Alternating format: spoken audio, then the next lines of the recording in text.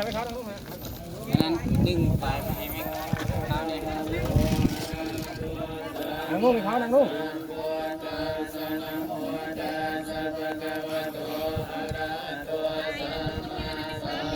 โอ้เดี๋ยวเท่านั้นนะไหนละมันสุดเท่านั้นปะนิจาวัตสังขาราอุปาทวายาธรรมิโนโอปัสสิตวานิโรสันติเตสังอุปัสสะโมสุโขอานิจาวัตสังขาราอุปาทวายาธรรมิโนโอปัสสิตวานิโรสันติเตสังอุปัสสะโมสุโขสั่งคนบวชด้วยตื่นเนาะใช่จันจงมา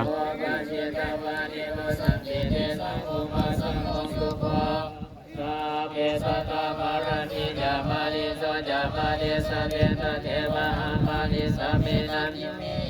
สังสยโยอายัญญโพธาปินนาปินนาสังฆเมตุปะติสังฆาราชามิทายันตตาไม่ค่อยแน่น่ะจับจวนจิโตเปตนาพุทธจากตาหุลาลาปนาจาภิกขุนามันเอปุญญังปัตุตังอานาปกันติหลังจากเป็นโสดสุดเทศเจ็ดเทียนไปพระอาจารย์เป็นบ้างเพิ่งเย็นเรียกว่าว่าง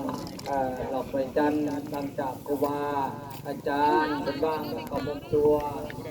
บวชจูงว่างหลังจากขบตัวว่างแล้วก็แม่ขาวหลังจากแม่ขาวว่างแล้วก็เสิร์ชหนักการปกครองการนำเขาว่างพร้อมด้วยเขาแก่ไอ้เลยน้องเพื่อนมิตรสหายที่สละเรียกการเอาไปพุทธามาห่วงในงานจงว่างเดี๋ยวมีขาวดูว่างเด้อมีขาวดูเทียนต้นไม้กับเรืออวยพรให้พุทธาไปสู่สมบัติ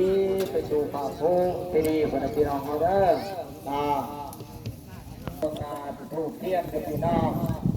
เขาทั้งหัวออกทั้งใจลับเบอร์อัปเดตเตอร์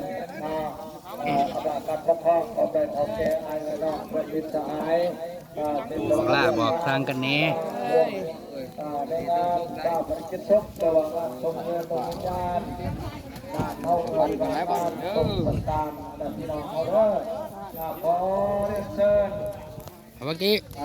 อยู่หมดเลยอะไรน้องตลาดอย่างน้องที่พุทธาก็หมายเป็นเรื่องการเขาวังผูกวังเทียนกับข้าวอวยพรให้ผู้ที่จากไปให้ไปสู่สุคติไปสู่ภาคภูมิที่ดีคนพี่น้องเขาให้เป็นสันพาพวงสวรรค์หลังเข้าปากนาทุกคนพี่น้องเขาจะคนจะวิทย์ได้ทุกคนปรารถนาและตัดจากทำงานคงดีจากนำทำบุญทำในไรตั้งใจเป็นสวรรค์พี่น้องเขาหมดจากทำงานคงดีจากนำทำบุญที่บริสุทธิ์สวรรค์นั่นคือในโล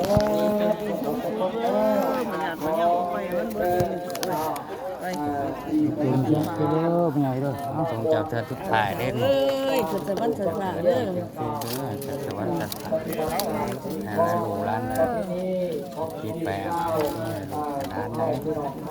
บ้านนั่นเด้อพอดีจอดส่งจากช่วยกันรักษามีคลองประเพณีไว้น้ำในจากที่พี่น้องกำลังจะเดินทางเพื่อมิตรสหาย